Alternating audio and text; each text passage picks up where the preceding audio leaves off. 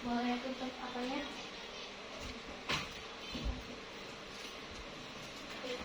Oke.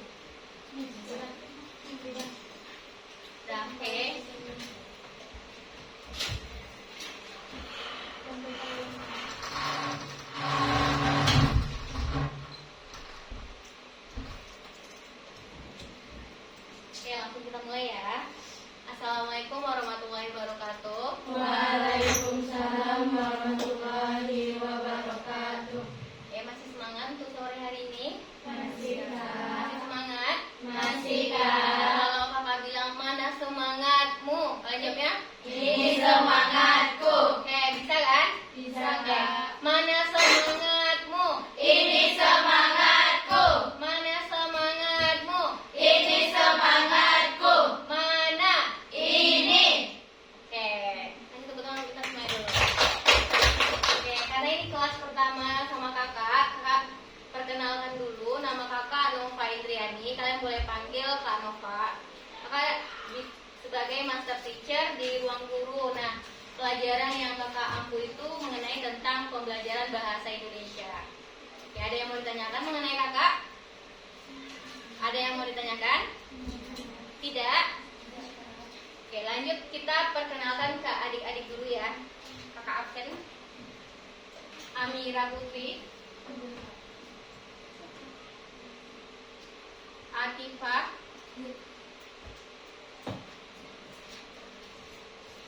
Anissa Humaira, Aprilia,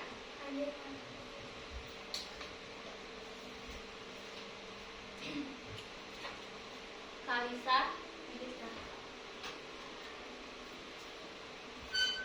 Iesa, Iesa atau Lesa? Iesa, Jihan, Kaila, Mayuni,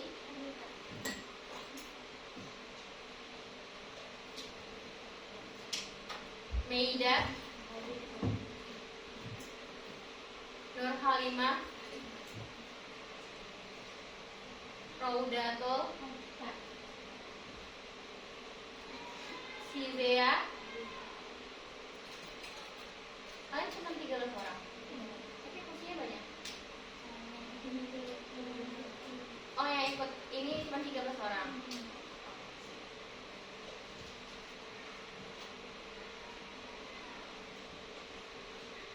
Oke, nah berarti kita sekarang akan mempelajari tentang apa? Tentang bahasa Indonesia. Nah, karena kalian kan mau persiapan untuk PKA ya.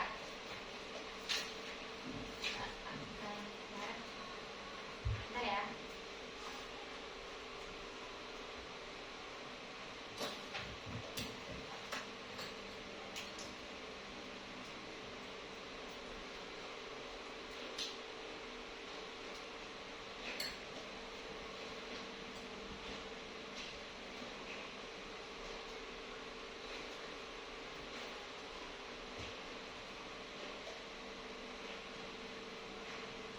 Itu loh yang. Nah, ini dia. Karena kalian mau untuk persiapan TKA, nah sini kita akan membahas mengenai tentang soal-soal kemungkinan yang akan masuk di dalam soal-soal TKA. Apa itu TKA? Tes kemampuan akademik. Iya, tes kemampuan akademik adik-adik semuanya. Nah, di sini yang pertama kali untuk pertemuan pertama ini kita akan mempelajari mengenai tentang pemahaman tekstual di dalam bahasa Indonesia. Oke, nah apa yang akan kita pelajari? Sebelumnya, kakak bacain dulu ada beberapa peraturan kita di dalam kelas ini. Nah, peraturan kita di dalam kelas ini, yang pertama kita harus bergabung tepat waktu. Karena untuk menghemat waktu ya, jadi kita harus bergabung tepat waktu. Karena nanti kalau kita terlambat, takutnya nanti kita sampai ke sorean, terus adik-adik juga mau mandi. Udah mandi belum? Oh, udah mandi. Sebelum kesini tuh udah mandi? Oke. Nah, kemudian yang kedua, ikuti arahan tutor. Berarti ikuti arahan kakak selama kita dalam proses pembelajaran. Kemudian yang ketiga, bersungguh-sungguh. Nah, karena kalian untuk persiapan untuk TKA, kakak mengingatkan kalian untuk bersungguh-sungguh di dalam pembelajaran ini. Jadi nanti kalau seandainya ada yang emang benar-benar tidak paham, itu boleh ditanyakan. Atau nanti, kak aku masih kurang paham atau kurang jelas di bagian ini, tolong jelasin lagi kak, biar kakak jelasin, biar kalian paham juga. Jadi kakak bisa membantu kalian, dan kalian juga bisa nanti di dalam soal-soal TKA di akhir semester besok. Oke, nah itu dia. Kemudian yang ketiga, yang keempat, gadget hanya untuk pembelajaran. Tapi kan kalau nggak pakai gadget, nanti nggak ada ya. Oke, kemudian yang terakhir itu kalian catat hal-hal penting nanti yang ada di papan tulis ini. Gitu ya. Biar nanti kalau cuma sekedar mengingat, kita nggak bakal bisa ingat seluruh mata pelajaran. Apalagi mata pelajaran itu banyak ya. Nah, apalagi bahasa Indonesia, ada IPA, MTK, makanya kita butuh untuk mencatat. Kemudian nanti kalau seandainya ada yang ingin bertanya atau ada yang ingin itu juga boleh angkat tangannya terlebih dahulu. Ingin menanggapi boleh angkat tangannya, raise hand. Kemudian ini kalau pakai HP di chat. Nah, belajar apa kita hari ini? Kita mau mempelajari dari 4 ini. Yang pertama, di pemahaman tekstual itu kita akan mempelajari tentang makna kata. Udah pernah belajar makna kata sebelumnya? Belum? Nah, ini dia. Kan kita mempelajari tentang soal-soal untuk TKA. Mungkin di soal-soal TKA itu kalian belum pelajari di kelas, makanya kalian butuh untuk pembelajaran bimbingan seperti ini. Nah, yang pertama ada makna kata, kemudian yang kedua objek dan latar. Kemudian yang ketiga, informasi penting tersurat. Yang keempat, kerangka dan bagan informasi. Ya, mungkin boleh dicatat di bukunya seperti ini. Kita kasih judulnya pemahaman tekstual.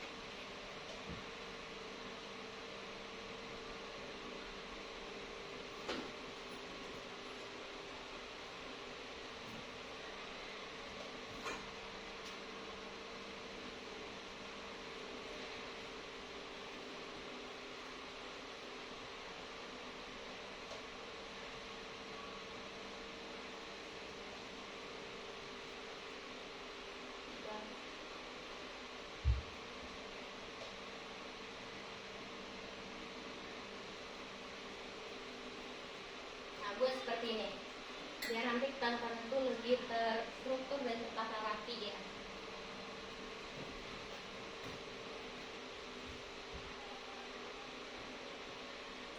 Oke, nah sebelumnya kakak mau ngajak kalian untuk membayangkan bayangkan kalau kalian membaca cerita yang menggambarkan rumah sakit. Kata apa yang kalian harapkan muncul dalam cerita itu? Oke. Coba bayangkan kalian berada di rumah sakit. Nah, apa yang terbayangkan tentang rumah sakit? Yang pertama, dokter, pasien, apa lagi? Obat, terus ruang rawat atau ruang inap, apa lagi? Orang sakit, apa lagi? Kursi roda, apa lagi? Alat medis, apa lagi? Ada infus, apa lagi? Obat, ruang operasi, apa lagi? UGD, ICU, terus apa lagi?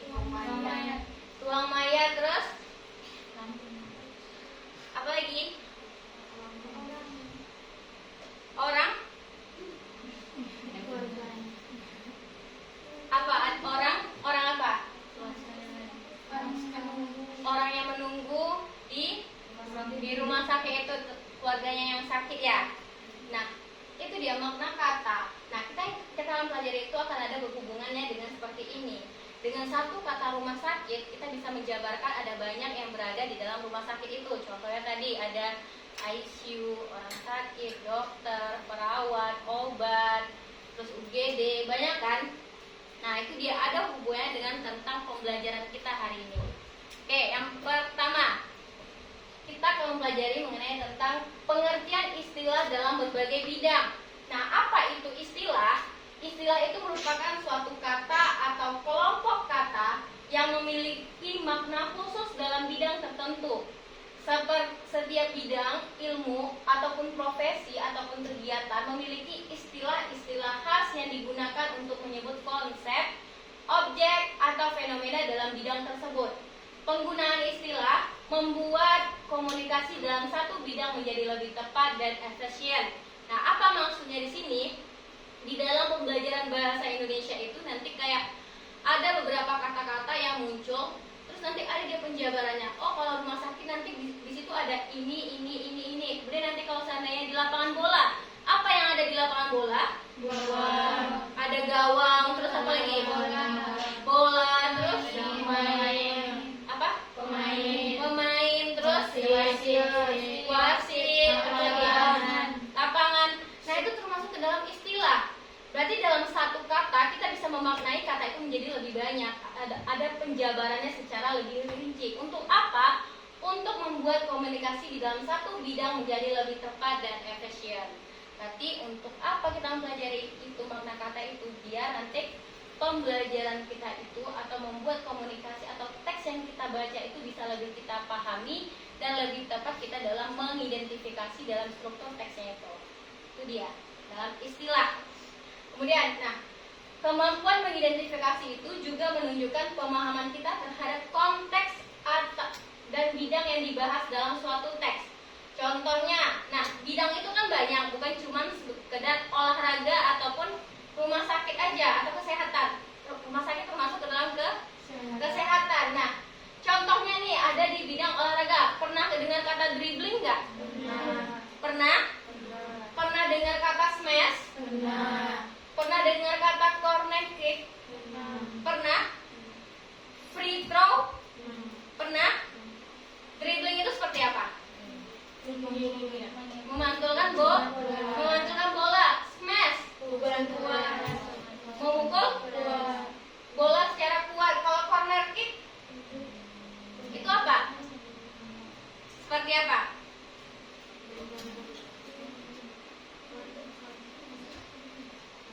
Yang kayak mana? Seperti apa corner kick tuh? Tahu nggak kalian? Nggak tahu? Nah, oke, lanjut. Kita lihat di bidang teknologi. Nah, kalau di bidang teknologi mungkin udah nggak asing lagi sama kalian ya, karena kalian juga pasti punya gadget, punya handphone, mau di rumah ataupun komputer boleh. Nah, apa aja kalau di bidang teknologi istilah-istilahnya itu ada yang pertama itu download. Tahu download? Tahu. Apa itu download? Ya, mengunduh file atau mengunduh gambar atau apa tadi? Ya, aplikasi, dokumen, nah itu semua. Software, pernah dengar kata software? Perangkat lunak. Kalau hardware, perangkat keras. Browser, pernah menggunakan browser sebelumnya? Pernah? Itu di komputer browser. Kan ada searching browser. Nah, kemudian di bidang kesehatan tadi ada antibody. Tahu nggak antibody itu apa? Untuk daya tahan tubuh. Kalau virus, penyakit, imunisasi, terapi, ya proses penyembuhan dia. Oke, kalau di bidang kuliner ada saute, marinade, garnish, al dente. Nah, ini termasuk ke dalam istilah-istilah yang digunakan di dalam berbagai bidang. Oke. Jadi nanti dia tergantung teksnya. Nah, apa kita memaknai dalam kata-kata seperti ini? Karena nanti kita membaca di dalam satu teks itu, dia akan memaknai sebuah kata. Apa makna kata ini? kita mungkin nggak tahu artinya. Contohnya kayak kata-kata seperti ini, kalau kalian di sekolah mungkin kalian paham artinya, tapi orang tua kita di rumah paham nggak artinya ini? Paham nggak artinya? Paham? Tidak kan? Nah itu dia. Jadi istilah ini di dalam teks tersebut itu nanti dia ada kata-kata pendukung. Jadi nanti kalaupun kita nggak paham arti yang seperti ini, tapi dengan adanya kalimat yang mendukung di dalam teks tersebut, kita paham, oh ternyata teks ini membahas tentang ini. Itu dia. Oke, ada yang mau ditanyakan mengenai istilah ini? Tidak? Ada yang mau ditanyakan? Tidak? Mau dicatat dulu atau gimana? Catat dulu? Boleh. Kalau ada yang tanyakan, tanyakan ya. Kalau nggak paham.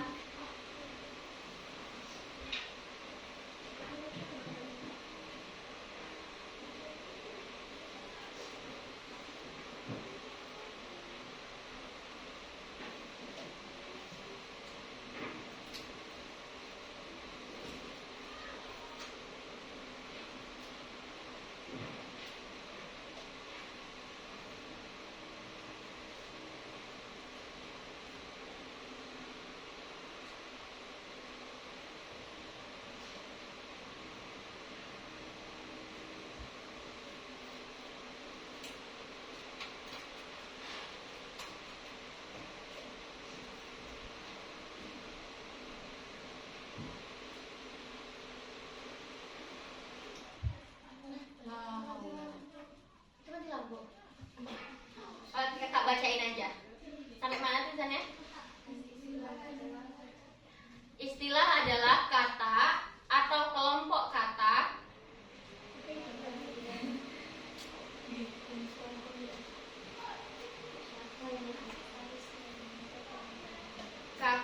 atau kelompok kata yang memiliki makna khusus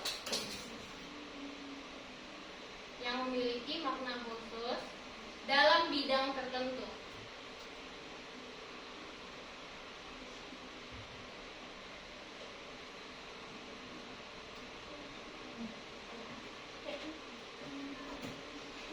Bisa dihidupin?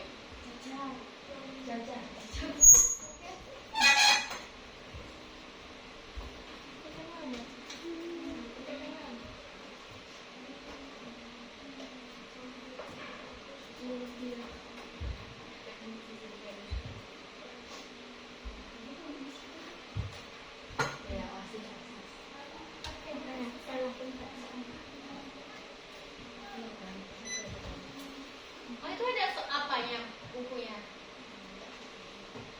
Buku TKA kan? Itu beli sendiri atau beli dari sekolah? Beli sendiri.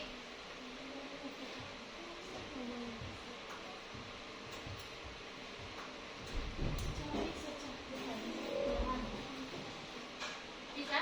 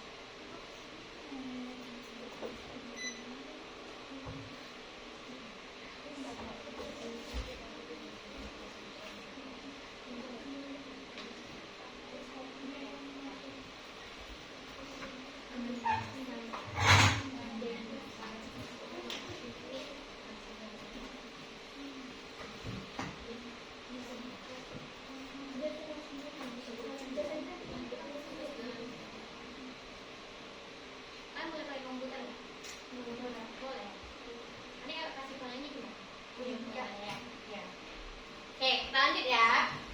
Nah, kemudian yang kedua, selain kita mengenal dari istilah, kita akan mengidentifikasi objek dan latar melalui kosakata. Nah, apa itu kosakata? Kosakata di dalam teks dapat memberikan petunjuk tentang objek dan latar yang digambarkan penulis. Nah, apa itu kosakata? Memberikan petunjuk untuk tentang objek atau latar yang digambarkan penulis. Dalam satu kalimat itu kan banyak susunannya. Nah, gimana supaya kita paham kata atau kalimat di dalam teks tulisan tersebut? Itu berarti banyaknya kosakata yang dihubungkan sehingga menjadi satu tulisan yang padu. Itu dia. Kemudian objek itu merujuk pada benda, orang, atau hal yang menjadi fokus dalam teks. Sedangkan latar merujuk pada tempat, waktu, dan suasana ketika peristiwa terjadi. Kosakata deskriptif seperti kata sifat dan kata benda spesifik membantu pembaca memvisualisasikan objek yang dimaksud. Kosakata yang berkaitan dengan tempat, waktu, dan suasana membantu pembaca memahami latar cerita. Nah, dengan adanya kalimat tulisan yang teks yang panjang tersebut itu kan tersusun dari beberapa kosakata. Walaupun nanti kayak yang kita nggak tahu istilah yang ada di atas tadi, tapi kita terbantu dengan adanya kosakata. Makanya kita perlu mengidentifikasi objek dan latar melalui kosakata. Itu membantu kalian walaupun kalian nggak paham istilah-istilah yang sebelumnya, apapun itu nanti yang keluar di soal-soal TKA. Kayak mengenai identifikasi objek dan latar ini, ada yang mau ditanyakan? Tahu kan kosakata? Tahu? Nah, ada yang mau tanyakan? Tidak? Paham? Masih semangat? Mana semangatmu? Ini semangatku. Mana semangatmu? Ini semangatku. Oke. Oke, kita lanjut. Kita lihat ke contoh teksnya. Oke, di dalam teks itu kan terbagi dua. Ada teks non-fiksi dan teks fiksi. Sebelumnya katanya dulu. Kalian tahu nggak teks fiksi itu apa? Teks yang berisi karangan yang tidak nyata atau khayalan dia kalau fiksi. Contoh teks fiksi apa? Cerita fantasi, novel, apa lagi? Fabel, dongeng, apa lagi? Cerpen, apa lagi? Apa lagi? Komik, terus? Kalau anime itu masuk ke dalam apa? Komik. Komik ya? Anime komik kan? Yang komik Conan itu. Ya kan? Nah, itu termasuk ke dalam teks fiksi. Berarti khayalan dia teksnya. Kemudian yang kedua, teks non fiksi. Tahu nggak teks non fiksi itu apa?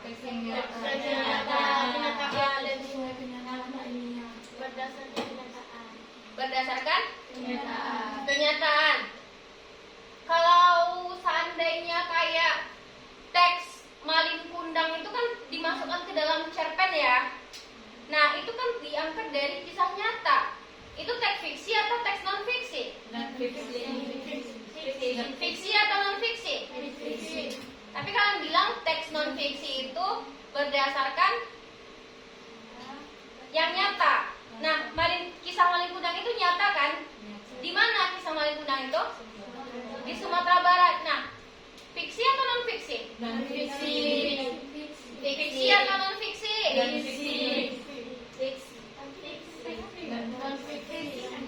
Fiksi atau non fiksi? Fiksi non fiksi? Fiksi non fiksi? Non fiksi. Fiksi non fiksi? Fiksi non fiksi? Fiksi. Fiksi non fiksi? Non fiksi. Non fiksi. Fiksi. Fiksi? Non fiksi. Non fiksi? Non fiksi terus? Fiksi? Fiksi. Oke. Kalian belum bisa membedakan antara teks non fiksi dan teks fiksi. Nah, bedanya kalau teks fiksi itu kan berdasarkan teks khayalan. Walaupun nanti seperti kisah Malin Kundang itu diangkat dari kisah nyata, tapi kan itu difigurakan atau diceritakan dalam bentuk cerpen. Nah, kalau dia dalam bentuk cerpen berarti termasuk ke dalam fiksi atau non fiksi? Termasuk ke dalam teks fiksi. Nah, kita harus mengubah pandangan kita mengenai teks non fiksi. Teks non fiksi itu teks yang Itu dia kalau teks non fiksi. Apa contohnya teks non fiksi itu? Apa contohnya teks non fiksi? Berita, koran, majalah, skripsi, itu termasuk teks non fiksi. Jangan yang jauh-jauh, yang lebih dekat ke kalian. Buku cetak pembelajaran kalian, fiksi atau non fiksi? Termasuk buku non fiksi. Nah, jangan yang jauh-jauh dulu, yang dekat dulu. Oke, berarti kalau teks non fiksi itu dia teks yang berisi tentang ilmu pengetahuan. Nah, contohnya ada buku pembelajaran kita, buku cetak pembelajaran kita. Kemudian apa lagi? Skripsi, makalah. Pernah buat makalah? Kemudian apa lagi? Artikel. Itu termasuk ke dalam teks non fiksi. Oke, kita lihat dia dulu di sini. Di sini ada satu teks mengenai tentang non fiksi, tentang bidang teknologi. Nah, tadi kan istilah itu dia terbagi ada bidang teknologi, kesehatan, olahraga, kan? Nah, kita lihat yang di bidang teknologi dulu. Siapa yang mau bacainnya teksnya? Boleh. Non fiksi atau bidang teknologi. Dalam era digital saat ini, smartphone telah menjadi perangkat yang tidak terpisahkan dari kehidupan manusia. Teknologi layar touchscreen memungkinkan pengguna untuk berinteraksi langsung dengan aplikasi melalui sentuhan jari. Fitur GPS yang terintegrasi membantu navigasi dengan akurat. Kamera beresolusi tinggi dapat menghasilkan foto berkualitas profesional. Prosesor yang canggih memungkinkan multitasking tanpa mengalami lag. Konektivitas Wi-Fi dan Bluetooth memudahkan transfer data dan berbagai file. Daya tahan baterai yang optimal menjadi faktor penting dalam memilih smartphone. Perkembangan teknologi 5G dan 5G semakin mempercepat akses internet mobile. Dengan berbagai inovasi tersebut, smartphone tidak hanya berfungsi sebagai alat komunikasi, tetapi juga sebagai pusat hiburan dan produktivitas. Oke, nah ini dia mengenai tentang teks non fiksi. Nah, dari satu teks ini apa yang dibahas di dalam teks ini? Tentang smartphone. Nah, kita lihat ada beberapa kata istilah yang digunakannya di dalam sini. Nah, yang mana dia kata istilahnya? Yang pertama ada kata smartphone. Di kalimat mana dia? Letaknya di mana? Ada di kalimat pertama yang ini. Kemudian touch screen. Di mana dia? Kalimat kedua. Kalimat kedua. GPS. Ada di yang mana dia? Fitur GPS. Ada di ketiga. Kemudian multitasking. Ada di tahu kalimat nggak? Yang mana dia dikatakan satu kalimat? Dari awal sampai ke titik. Dari awal sampai titik. Berarti ini ke sini satu kalimat. Ini ke mana dia? Jari. Sampai ke sini dua kalimat. Ini ke sini tiga kalimat. Ini ke sini empat kalimat. Ini ke sini lima kalimat. Nah, multitasking ada di kalimat keberapa? Ada di kalimat kelima. Yang mana dia? Yang ini kan? Oke. 5G ada di kalimat ada di kalimat ke-8. Nah, apa artinya? Apa istilah-istilah makna istilah yang ada di sini? Smartphone itu apa dia? Telepon pintar dengan berbagai fitur canggih. Nah, yang kalian punya smartphone? Nah, itu dia termasuk dalam smartphone. Fitur canggih dia bisa video call, bisa men-searching di Google, itu termasuk dalam smartphone. Kemudian touchscreen. Nah, touchscreen itu apa? Sentuh. Layar sentuh. Dan layar sentuh. Nah, kalian punya smartphone, nanti layar yang di depan itu termasuk di dalam touchscreen. GPS, sistem navigasi satelit global. Nah, di mana letaknya ini? Di GPS smartphone kita. Multitasking, Menjalankan beberapa program bersamaan. kemampuan menjalankan beberapa program bersamaan. 5G, Teknologi jaringan generasi kelima. teknologi jaringan seluler generasi kelima. Nah, kalau 5G ini kan ada dia pembagiannya, ada yang pertama tuh 2G, 3G, 5G, baru ke 4G, 5G. Nah, oke, ini kan kata istilah. Nah, kalau seandainya nggak ada ini, kalian paham nggak maksud dari kata ini? Cerita ini, dari teks ini. Bisa nggak kalian memahami teksnya? Kalau nggak ada ini. Kalau di soal TKA tuh ini nggak bakalan diginiin ya. Pasti dalam bentuk soalnya tuh seperti ini dia. Nah, paham nggak kalian? Paham? Insya Allah. Dari mana kalian bisa memahami teks ini? Dari teksnya kalian. Ah, dari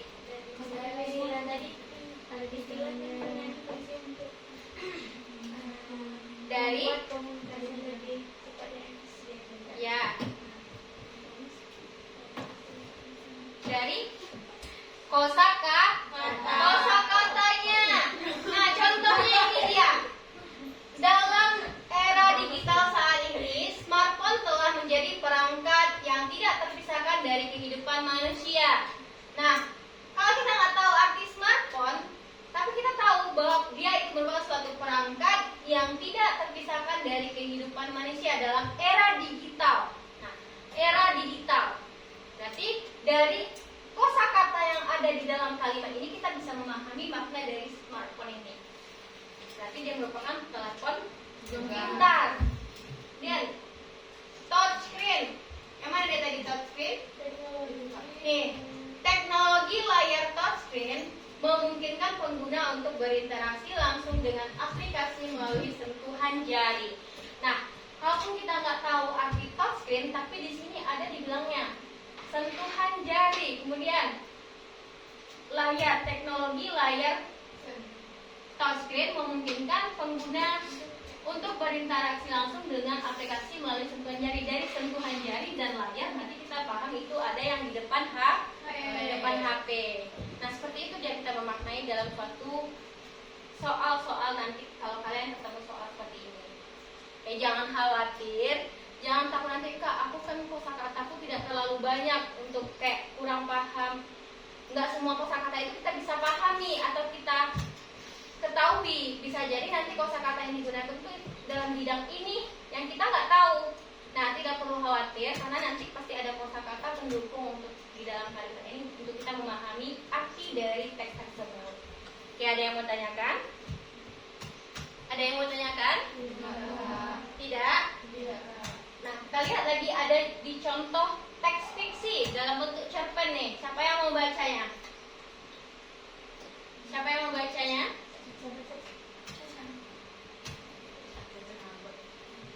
Boleh, siapa yang mau bacanya? Boleh angkat tangannya? Ya, boleh. Maya berjalan-jalan di sepanjang koridor rumah sakit yang sunyi. Aroma antiseptik yang menyengat tercium kuat di udara. Lampu neon putih menerangi dinding-dinding berwarna hijau muda yang kusam. Suara detak mesin monitor jantung terdengar monoton dari ruang perawat intensif. Perawat berseragam putih berlalu-lalang dengan wajah lelah.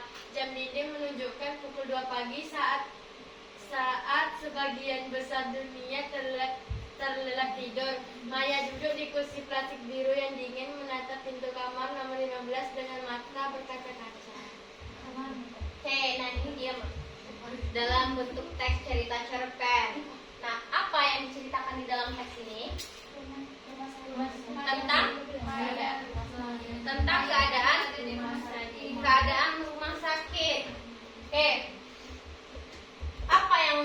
dipahami atau apa inti dari cerita ini? Maya yang menunggu seseorang di ruangan rumah sakit. Oke, kata istilahnya di sini yang mana? Yang mana? Antiseptik. Nah, apa itu antiseptik? Obat antiseptik. Aroma antiseptik yang menyengat tercium kuat di udara. Berarti obat bau, obatan di rumah sakit itu. Nah, mana lagi dia istilahnya di sini? Monoton itu termasuk dalam istilah enggak? Enggak ya. Ini intensif ini. Apa makna intensif ini? Tahu nggak kalian intensif itu apa? Mesin. Apa? Intensif. Khusus. Oke, kita baca dari kalimatnya. Suara detak mesin monitor jantung terdengar monoton dari ruang perawatan intensif. Nah, suara detak mesin monitor jantung terdengar monoton dari ruang perawatan intensif. Berarti ruang khusus dia. Karena di mana kita bisa menyimpulkan itu ruang khusus? Dari jantung sedang mengendarai ruang perawatan intensif. Iya, dari monitor jantung terdengar suara detak mesin ini termasuk ke dalam ruangan khusus. Oke. Kita akan paham kalau kita nggak paham artinya intensif ini, tapi dengan kita membaca kosakata di dalam kalimat ini kita paham. Oh, ternyata berarti penyakit yang diderita oleh orang yang ditunggu Maya ini adalah penyakit jantung. Nah, seperti itu kita memaknai kata tersebut. Oke. Nah, coba kita analisis dari objek. Tadi kan kita membahas tentang identifikasi objek dan latar yang kedua itu. Nah, objeknya di mana dia? Objeknya ini ada objek apa aja di dalam cerita fiksi ini? Koridor. Pertama ada objek fisik. Objek fisik berarti yang terlihat, ya, fisik ada wujudnya. Apa objek fisiknya? Koridor, lampu neon, dinding hijau cerdas, mesin monitor, kursi plastik biru, pintu kamar. Berarti ini ada wujudnya di dalam cerita ini. Kemudian yang kedua objeknya ada objek tokoh. Siapa tokohnya? Maya. Ada Maya sebagai tokoh utama di dalam cerita ini. Kemudian ada perawat. Nah, ciri khas dari objek ini, ciri khasnya apa ciri khasnya? Antiseptik merupakan aroma apa tadi antiseptik? Bau obat-obatan ya di sini. Tadi kita maknanya. Nah, kemudian putih warna seragam siapa? Perawat atau dokter. Ya, seragam perawat atau dokter. Kemudian kusam, kondisi dinding yang diceritakan di dalam cerita Maya ini. Kemudian dingin, tekstur kursi. Nah, dia kan tadi duduk di atas duduk apa sini? Duduk di atas kursi. Ya, tekstur kursi itu dingin, dia menandakan kalau rumah sakit itu dia seperti itu. Oke, dari analisis objek ini ada yang bertanyakan nggak? Paham nggak? Paham. Nah, kemudian kita analisis dari latarnya. Latar tahu kan? Nah, latar itu dia terbagi 3. Yang pertama ada latar tempat, latar suasana. Nah, latar tempatnya di mana dia di dalam cerita ini? Di rumah sakit. Di bagian mana-mana aja dia?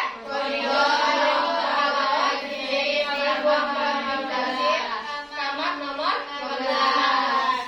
Latar waktunya kapan? Pagi hari, pukul 2 pagi. Ada diceritakan dalam cerita ini? Ada. Di kalimat berapa? Di kalimat berapa? Ada di kalimat 5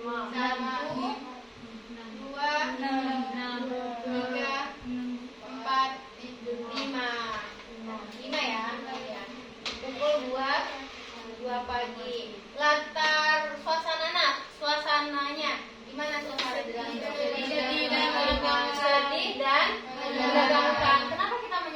agar suasananya sedih di sini? Mata berkaca-kaca.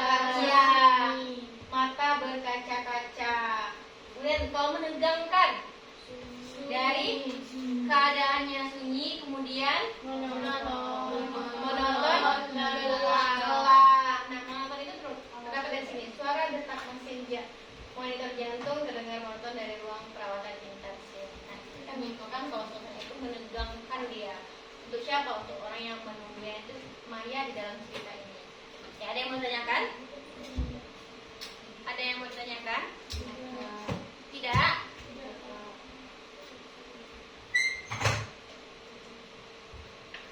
Oke, kita masuk ke dalam kuis. Di sini ada kuis sampai kuis 3. Kalian kerjakan di bagian kuis 1 dulu mengenai pembelajaran kita yang tentang makna kata, objek, dan latar aja. Di kuis 1 aja ya.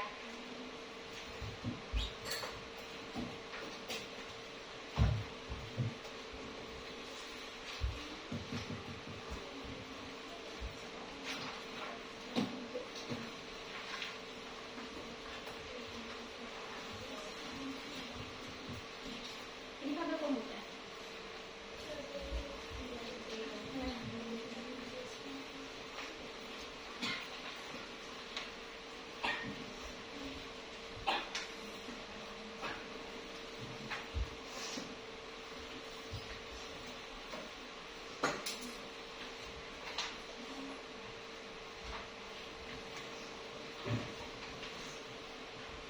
Yang bagian kuis 1 itu ada 5 soal. Kakak kasih waktu 5 menit untuk mengerjakannya.